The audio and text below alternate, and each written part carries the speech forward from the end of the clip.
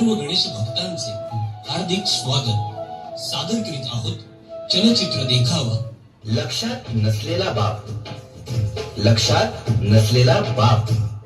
वडील, बाबा, पप्पा, डॅडी, पिता.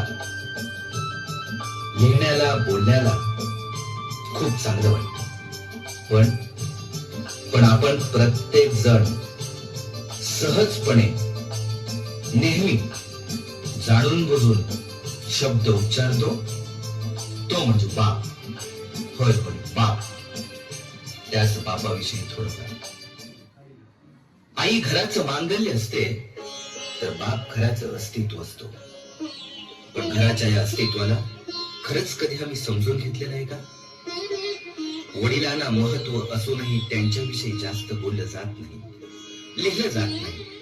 कोणताही व्याख्याता त्याच्याविषयी जास्त बोलत नाही, लिहित नाही. पण कोणताही व्याख्याता आईविषयी जास्त वेळ बोलत राहतो. संत महात्म्याने आईचंच महत्व अधिक सांगितलेलं आहे. देवादिकांनी आईचेच तोंड भरून कौतुक केलं आहे. चांगल्या गोष्टींना आईचीच उपमा दिली जाते, पण बापाच्या विषयी कुठंच फारसं बोललं जात नाही. काही लोकांनी बाप रेखाटला, पण तोही तापट, व्यसनी, मारझोड करणारा. समाजात 1-2% बाप असे असतीलही, पण चांगल्या पित्यांबद्दल काय, चांगल्या वडिलांबद्दल काय? आईकडे अश्रूंचे पाट असतात, पण बापाकडे संयमाचे घाट असतात. आई रडून मोकळी होते, पण सांत्वन वडिलांनाच करावं लागतं. आणि रडणाऱ्यापेक्षा सांत्वन करण्यावरच जास्त ताण पडतो, कारण ज्योतीपेक्षा समयी जास्त तापते ना. पण श्रेय नेहमी ज्योतीलाच मिळत राहील. जिजाबाईंनी शिवाजी घडवला असं अवश्य म्हणावं.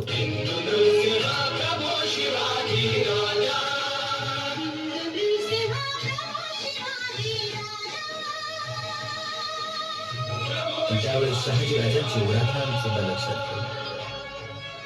देवकीचं यशोदेचं कौतुक अवश्य करावं.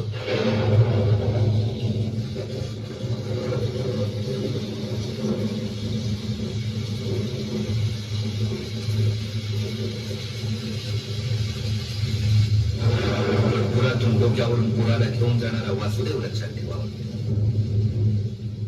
राम हा कौशल्याचा पुत्र अवश्य असेल, पण योगात तडफडून मरण पावला तो पिता दशरथ होता. वडिलांच्या टाचा झिजलेल्या चपलांकडे पाहिलं की त्यांचं प्रेम कळतं. त्यांची फाटकी बनियान पाहिली की कळतं आमच्या नशिबाची भोकं त्यांच्या बनियानला पडली आहे. त्यांचा दाढी वाढलेला चेहरा त्यांची काटकसर दाखवतो. मुलीला गाऊन घेतील, मुलाला लुंगी घेतील, पण स्वतः मात्र जुनी पॅन्ट वापरायला काढतील. मुलगा सलून मध्ये 20-25 रुपये खर्च करतो, मुलगी ब्युटी पार्लर मध्ये 30 रुपये खर्च करते. पण त्याच घरातला बाप दाढीचा साबण संपला म्हणून आंघोळीच्या साबणाने दाढी खरबडत असतो. अनेकदा तो नुसतं पाणी लावून दाढी करतो. ऐपत नसते तरी मुलाला मेडिकलला, इंजिनिअरिंगला प्रवेश मिळवून दिला जातो. ओढाताण सहन करून त्या मुलाला दर महिन्याला पैसे पाठवले जातात. पण सर्वच नसली तरी काही मुलं अशी असतात की ते तारखेला पैसे येतात मित्रांना परमिट रूम मध्ये पार्ट्या देतात. आणि ज्या बापाने पैसे पाठवले त्याच बापाच्या नावाने एकमेकांना हाका मारतात, वडिलांची टिंगल करतात. आई घराचं मांगल्य असते तर बाप घराचं अस्तित्व असतो. ज्या घरात बाप आहे त्या घराकडे वाईट नजरेनं कोणीही बघू शकत नाही, कारण घरातला कर्ता जिवंत असतो. तो जरी काही करीत नसला तरी तो त्या पदावर असतो आणि घरच्यांचं कर्म बघत असतो. कोणाचा मुलगा होणं टाळता येत नाही, पण बाप होणं टाळता येतं.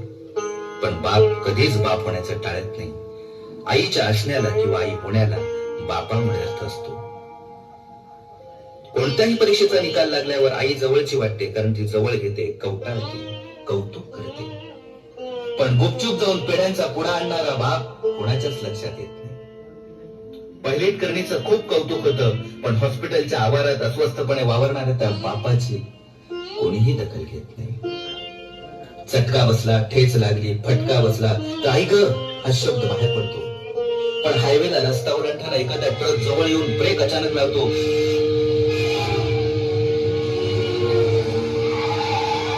बापरे, हा हाच शब्द बाहेर पडतो. कारण छोट्या छोट्या संकटांसाठी आई चालते, पण मोठी मोठी वादळं पेलताना बापच आठवतो. काय पटतंय ना?